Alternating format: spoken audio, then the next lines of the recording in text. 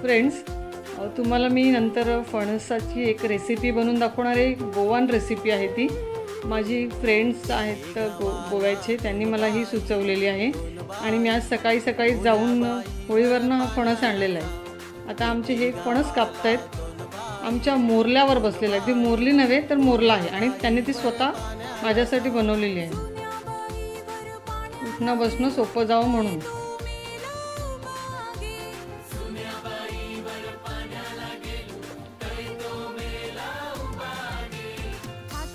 फणस मोठा आहे, जो मी अर्धा भागीने घेतलेला आहे। खूप मोठा होता फणस, प्लस पिकलेला आहे।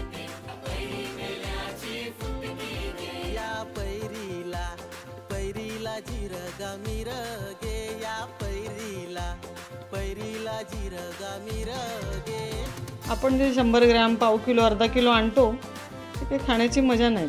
असं मन भरून खाल्लं ना बरं वाटतं। आता सीझन आहे,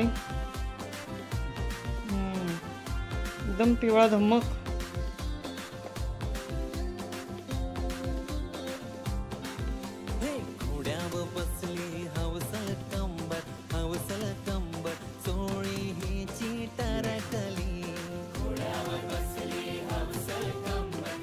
आमच्या घरी जेव्हा पण फणस आणतो, कापायची कामगिरी यांची आणि खायला आम्ही।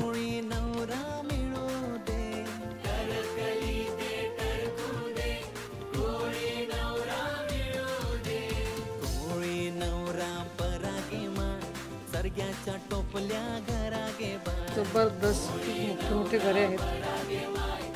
मी त्यासाठी अगोदरच परात घेतली, म्हणजे सारखं उठायला नको आणि ताट बदलत राहायला नको। या खायला आमचे मेस्त्री तुम्हाला फणस खायला बोलवत आहेत, पाहून तुम्हाला पण तोंडाला चव सुटली असणार। आणि ह्याची मी जी रेसिपी बनवणार आहे ना फ्रेंड्स, इतकी सुंदर आहे ना, तुम्ही एकदा बनवून मला आणलेलं आणि मी त्याच्या मागेच होती की मलाही असं दाखव बनवून, जेणेकरून माझ्या व्ह्यूअर्सना मला असं काहीतरी नवीन करून दाखवते।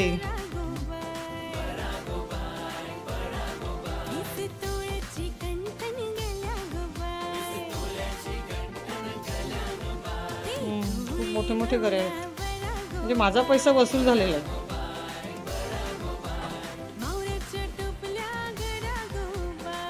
फ्रेंड्स, तुम्हाला मी आता अशी एक रेसिपी दाखवणार आहे आणि तिच्यासाठी आम्ही फणसाची पाले वापरणार आहेत।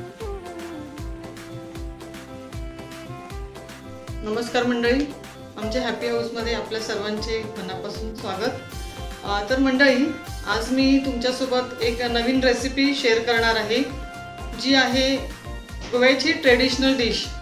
माझी एक मैत्रीण आहे गोव्याची, तिने मला एक रेसिपी सांगितली, मी ती घरी ट्राय करून बघितली आणि मला ती खूप आवडली। सध्या बाजारामध्ये फणस सहज उपलब्ध आहेत, सीझन आहे फणसाचा। सो मी बाजारात काल गेली होती आणि मलाही एक चांगला फणस मिळाला। तर त्याच्यापासून एक ट्रेडिशनल डिश आहे, ज्याला इडिओ असे त्या गोव्याच्या भाषेमध्ये म्हटलं जातं। मी इथे कधी वसईला म्हणजे ती ट्राय केली नव्हती। फ्रेंड्स, तुमच्या लँग्वेजमध्ये, तुमच्या भाषेमध्ये तुम्ही आता पाहाल तेव्हा तुम्हाला माहिती पडेल आणि त्याला काय म्हणतात ते मला नंतर कमेंटद्वारे कळवा। फ्रेंड्स, आता मी तुम्हाला त्यासाठी काय साहित्य लागणार आहे आणि कशी बनवायची ते मी दाखवणार आहे। थोडीशी मेहनतीची आहे, पण केल्यानंतर नक्कीच आवडेल, कारण मी ती घरी ट्राय केलेली आहे। फ्रेंड्स, जर कोणी माझ्या चॅनलला सबस्क्राईब केलं नसेल तर हा व्हिडिओ पाहता सबस्क्राईब करून घ्या आणि बेल आयकॉनचं बटन दाबून घ्या, जेणेकरून तुम्हाला येणारे नवनवीन व्हिडिओ पाहता येतील।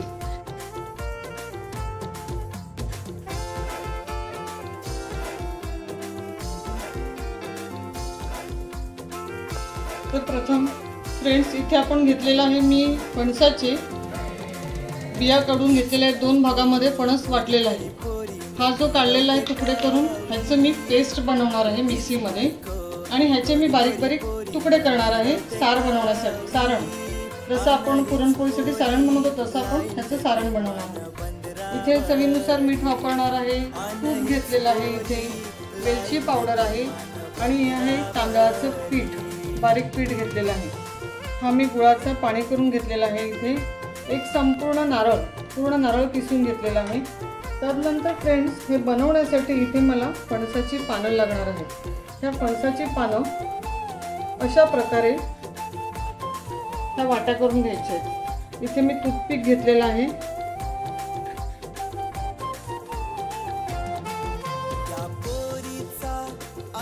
ते पाहताय, असं मी इथे कोन करून घेणार आहे.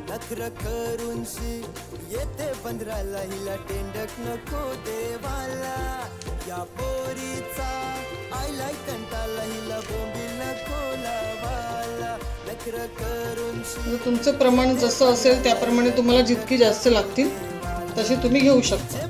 ओके, आता पुढे जाऊया. सारं कसं बनवायचं ते पाहूया.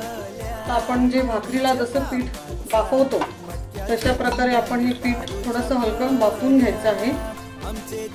एखाद्या टोपामध्ये किंवा आता मी माझं फ्राय पॅन होतं त्याच्यामध्येच मी हे पीठ उकडवून घेते. प्रथमतः थोडं तूप घेते. साजूक तूप घेतलेलं आहे.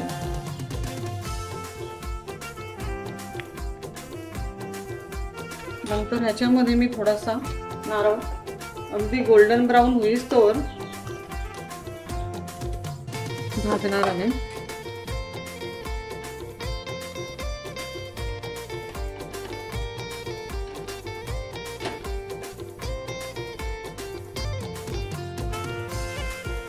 नंतर आपण थोडंसं चवीनुसार अगदी थोडंसं मीठ घालते. इथे मी 1 चमचा वेलची पूड ॲड करते.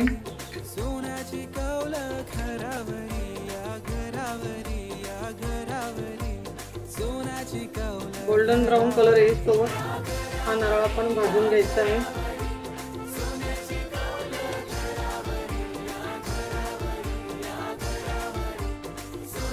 फ्रेंड्स, गोल्डन ब्राऊन कलर आलेला आहे. आता मी जो फणस ठेवलेला त्याचा मी हा पल्प बनवलेला आहे तो मी ॲड करते.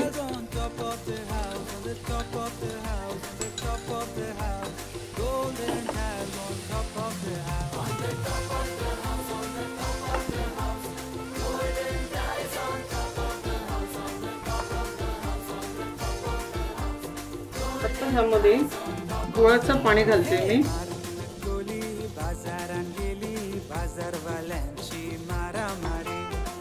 चांगलं ढवळून घ्यायचं आहे.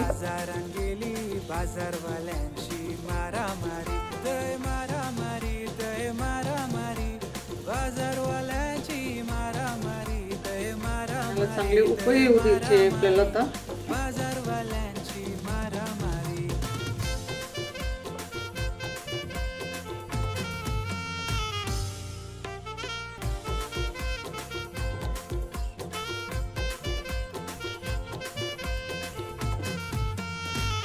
फ्रेंड्स, पाण्याला थोडे थोडे उकळी यायला सुरुवात झालेली आहे. आता मी हे जे तांदळाचं पीठ घेतलेलं आहे हे आपण थोडं थोडं करून ह्याच्यामध्ये मिक्स करून घेणार आहोत.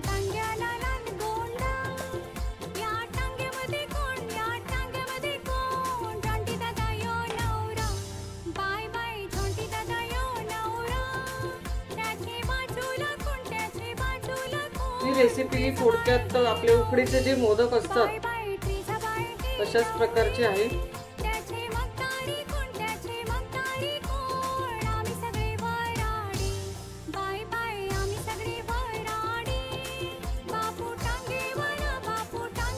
थोडंसं मंद आचेवरती हे पीठ शिजवून घ्यायचं आहे.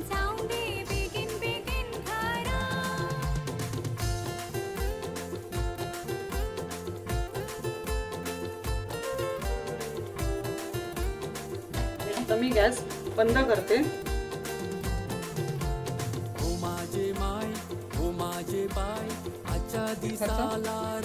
तयार झालेला आहे.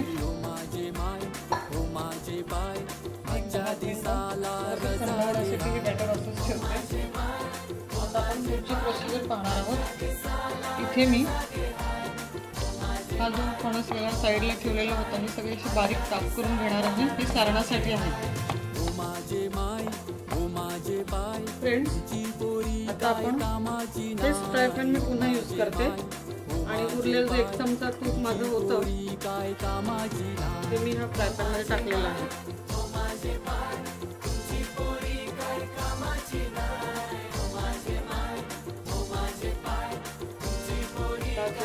नारळ ठेवलेला होता याच्यातला.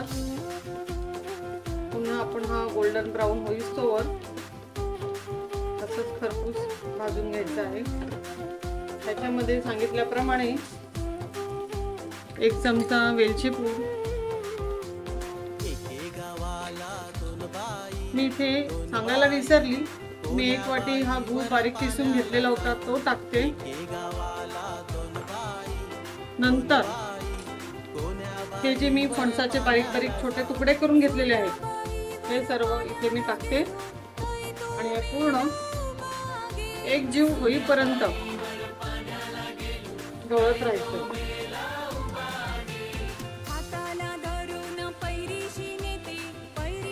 गूळ ह्याच्यामध्ये पूर्ण मेल्ट झालेला असलं पाहिजे.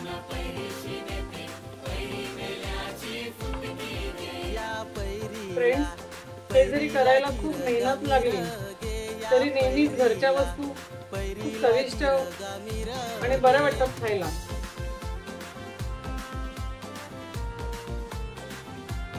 तर कदाचित आपण हे गोव्या साईडला किंवा केरळला गेलं तरच आपल्याला हे खायला मिळेल. आणि मला खात्री आहे आपल्या वसईकरांसाठी म्हणजे तुम्हालाही आवडेल मी जे बनवते ते. 10 मिनिटं असं पूर्ण मेल्ट होऊन द्यायचं याच्यामध्ये, ढवळत राहूया असं.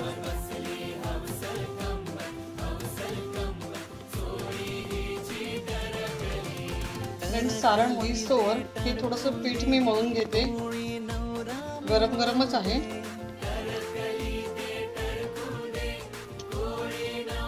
हाताला चटके लागते. थोडंसं गरम गरमच असं मळून घ्यायचं आहे. हाताला थोडंसं तूप लावलं तरी चालेल.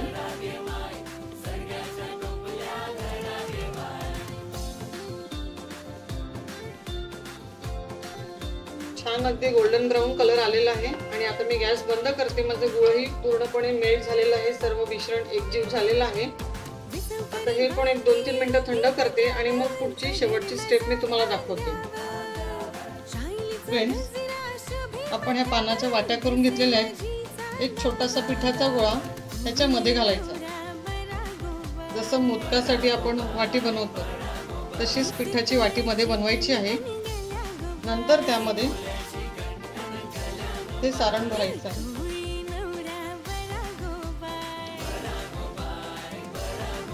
परत छोट्याशा पिठाची एक चपाती सारखी अशी बनवून त्याला पॅक करायचं.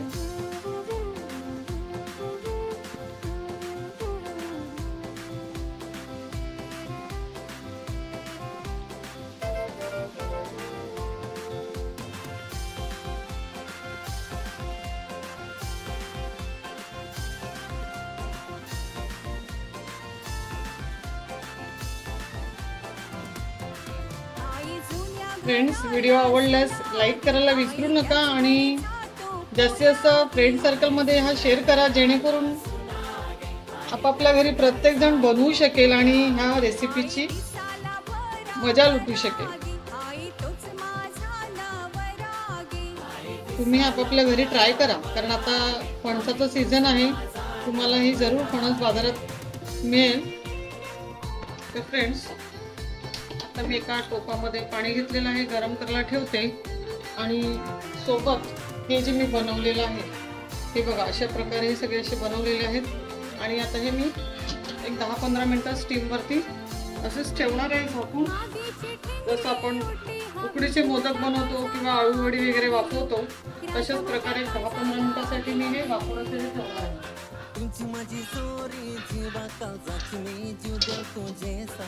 मंडळी, जवळजवळ 20 ते 25 मिनिटं मी असे हे फ्लेमवरती ठेवलेले होते आणि झालेले आहेत. त्यात मी गॅस बंद करते. थोड्या वेळाने थंड होतील. 5-10 मिनिटानंतर आपण बघूया. तर मंडळी, अशा प्रकारे जवळजवळ 1-1.5 तासाच्या परिश्रमानंतर आपले हे व्हिडिओ रेडी झालेले आहेत. फ्रेंड्स, मला खात्री आहे की तुम्हाला आजचा हा माझा व्हिडिओ आवडला असेल आणि तुम्ही नक्कीच ट्राय करून बघा. नक्कीच तुम्हाला पण जमेल हे. So like, share and subscribe. Thank you for watching.